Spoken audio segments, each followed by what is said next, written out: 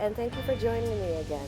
I've got another garden update video, and this week I'm starting with the strawberries. What I'm trying to do before the fall is prune the strawberries back. I started with this section of strawberries, and I'm trying to take the runners. From just that area, that's all the runners that I have removed from the strawberry patch at this point, and I still have the other half of strawberries to go. I'm trying to collect some of the runners as backups to give to family members who want to start their own strawberry patches, to fill in my area if I have a lot of dead ones. So I've just begun to thin down the strawberries, but I still have a long way to go to clean up the patch. Moving over to my tomatoes, these are the ones that I planted at the beginning of May, and they're doing well, they're growing. I've collected quite a few harvests from off of the tomatoes that were planted in May. These are some of the Abe Lincoln, the larger ones, and the smaller cherry are the black strawberry ones.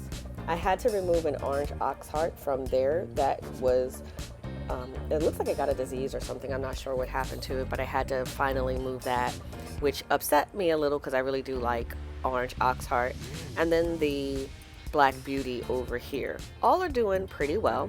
Even the ones that I planted towards the end of May, beginning of June, are also doing well, although I lost one orange oxheart here and I put a Kajari melon instead. But I still have fruit that is ripening.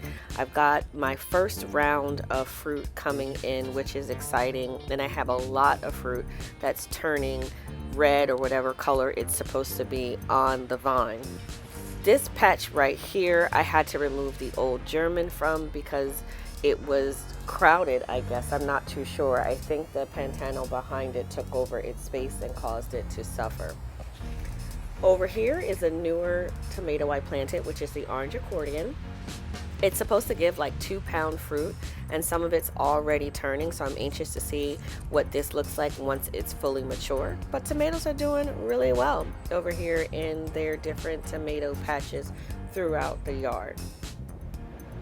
Moving over to the peppers, I have a multitude of green peppers. These are the scorpion peppers, I believe, but there's a mixture of scorpion, Tabasco, habanero, cayenne, Trinidad, Scotch peppers. So there's so many peppers that are here that will be turning to their more mature color shortly, and I will have an abundance. The marigolds aren't doing too great. Last year I had these big full blooms, and although I have a ton of blooms on the plant, the actual bloom once it opens is small, and this one hasn't opened anything at all. So right now I'm just growing marigold bushes. For my pineapples, these are the ones that were really damaged, and one is coming back with 3 sprouts in it. This one is severely struggling. It's trying to grow but hasn't done much of anything, but the roots are intact.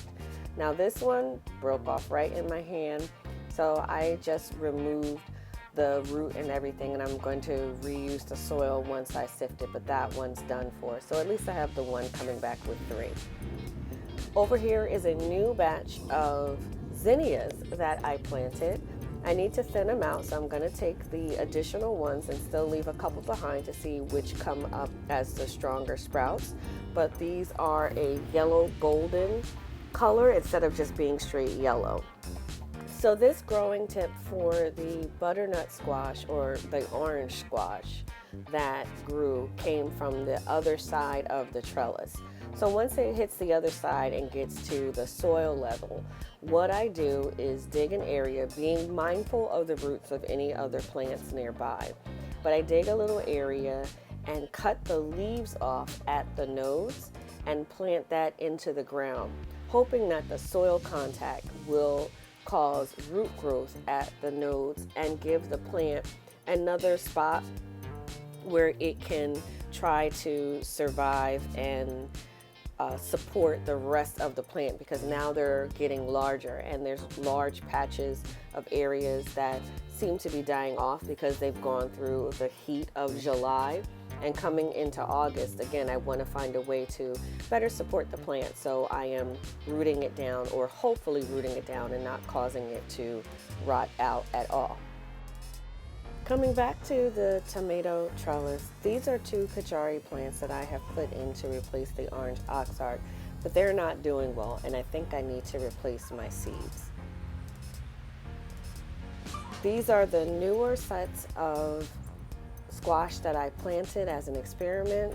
They are doing well, they're healthy, and their sunflowers are growing as well too.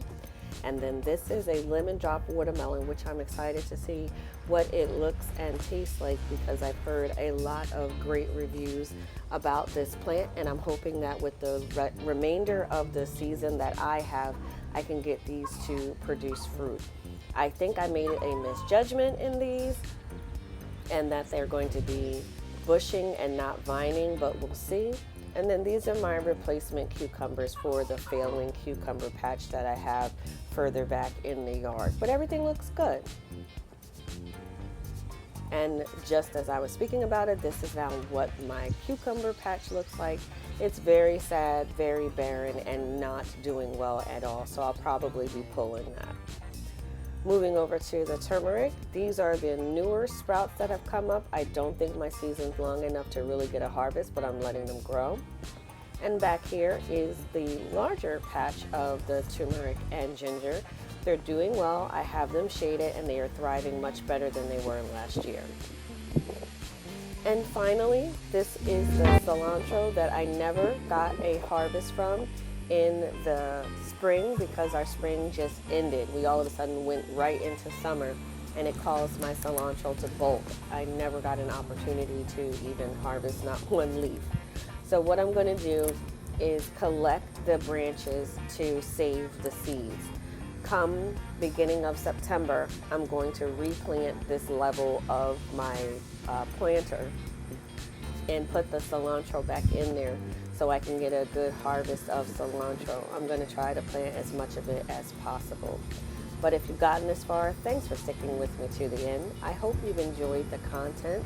Please like and subscribe, and as always, thanks for watching.